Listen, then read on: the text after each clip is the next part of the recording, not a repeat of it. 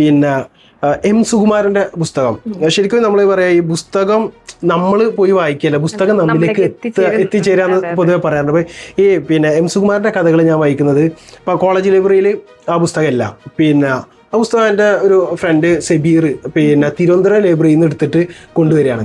ഒരിക്കലും ഞാൻ എത്തിപ്പെടാൻ സാധ്യതയില്ലാത്തൊരു ലൈബ്രറിയിലത്തെ ഒരു പുസ്തകമാണ് വായിക്കുന്നത്. അത് വായിച്ചപ്പോൾ ഇപ്പോൾ പിന്നെ നമ്മൾ നോൺ ഫിക്ഷൻ വായിക്കുമ്പോൾ നമുക്ക് ഇൻഫർമേഷൻസ് കിട്ടും, അറിവ് കിട്ടും, അങ്ങനത്തെ സംഗതി.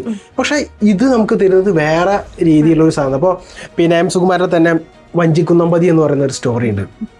ഈ വഞ്ചിക്കുന്നമ്പതി എന്ന് പറയുന്ന സ്റ്റോറി ഒരു രാജ്യമാണ് വഞ്ചിക്കുന്നമ്പതി. ഭയങ്കര കോട്ടകൾ, ചുറ്റും ഭയങ്കര കോട്ടകളുണ്ട്. ഈ കോട്ടകൾക്ക് മീതെ എന്താണ് ഒരാൾ പൊക്കത്തിൽ കമ്പിവേലി ഉണ്ടാകും. അത്രയ്ക്ക് അടച്ചുറപ്പുള്ളൊരു രാജ്യമാണ് ഈ വഞ്ചിക്കുന്നമ്പതി എന്ന് പറയുന്നത്. ഇവിടുത്തെ പ്രത്യേകത എന്ന് പറഞ്ഞു കഴിഞ്ഞാൽ അവിടുത്തെ രാജാക്കന്മാർക്കൊക്കെ കോങ്കണ്ണുണ്ട്.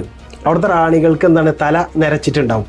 പക്ഷേ ഇങ്ങനെയാണ് സംഭവം എന്ന് പുറത്ത് പറഞ്ഞ ആളുകളുണ്ട്. അപ്പോൾ പിന്നെ കഥാകൃത്തുകൾ, കവികൾ, പിന്നെ അതുപോലെ ശില്പികൾ, ഇവർ ശില്പം ഉണ്ടാക്കി കഴിഞ്ഞ് കഴിഞ്ഞാൽ സ്വാഭാവികമായിട്ടും അവരുടെ അതേ ഷേപ്പ് ഉണ്ടാക്കിയ അവരൊക്കെ നാട് കടത്തും. അതായത് അവരുടെ ഈ പ്രശ്നങ്ങളെ പറയുന്ന ആളുകളൊക്കെ ആ രാജ്യം എന്ത് ചെയ്യാണ്, നാട് കടത്തുകയാണ്.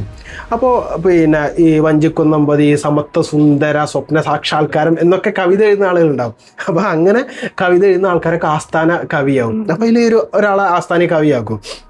അപ്പോൾ ഈ ആസ്ഥാന കവി ചോദിക്കുന്നുണ്ട്, അല്ല എന്തിനാ ഈ കലാകാരന്മാരൊക്കെ നമ്മൾ വെറുതെ നാട് കടത്തുന്നത് എന്തിനാണ് പിന്നെ എന്ന് ചോദിക്കുന്നുണ്ട്. അപ്പോൾ പറഞ്ഞ് അവർ ശരിക്ക് എൻ്റെ കണ്ണിനെ കുറിച്ച് മാത്രമല്ല അവർ പറയുന്നത്, എൻ്റെ കണ്ണിനെ കുറിച്ച് പറയുന്നതിൽ അവർ ഈ നമ്മുടെ രാജ്യത്തിൻ്റെ വീക്ഷണ വൈകല്യത്തെക്കുറിച്ച് ആണ് പറയുന്നത്.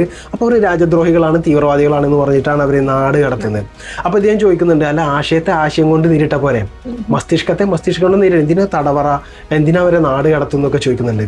അപ്പോൾ ഇദ്ദേഹം എന്തോ ചിന്തിക്കാൻ തുടങ്ങിയെന്നൊരു സംഗതി രാജാവിന് കിട്ടുന്നുണ്ട്. അപ്പോൾ രാജാവ് പിന്നെ പിറ്റേ ദിവസം വരുമ്പോൾ ഇദ്ദേഹത്തോട് ചോദിക്കുന്നുണ്ട്, അല്ല കവി നിങ്ങളുടെ തല അങ്ങനെ വലുതായിക്കൊണ്ടിരിക്കുന്നുണ്ടല്ലോ, തല വലുതായി. അപ്പോൾ ഇയാൾ കണ്ണാടി നോക്കിയിട്ട് പറയും, ഇതിൻ്റെ തല അങ്ങനെ വലുതായിക്കൊണ്ടിരിക്കുന്നൊന്നുമില്ല എന്ന് പറയും.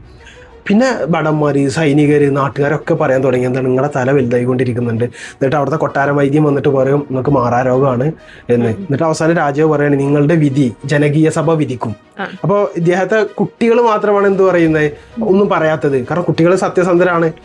ഇയാൾ എന്തൊരു മാറാരോഗിയാക്കിയിട്ട് അവസാനം ഇദ്ദേഹത്തെ ഏകാന്ത തടവിന് വിധിക്കുക. അപ്പോൾ അദ്ദേഹം പിന്നെ ഈ ജനകീയ സഭയിൽ 21 വയസ്സിന് താഴെയുള്ളവരില്ല, സത്യം പറയാൻ ആ ഏജിലുള്ളവർ അവിടെ ഇല്ല.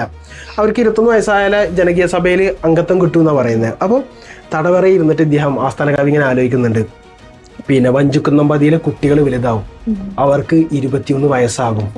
അന്ന് അവരിൽ ആരെങ്കിലും ഒരാൾ രാജാവ് നഗ്നനാണെന്ന് പറയാതിരിക്കില്ല എന്ന് പറഞ്ഞിട്ടാണ്. അത് നമുക്ക്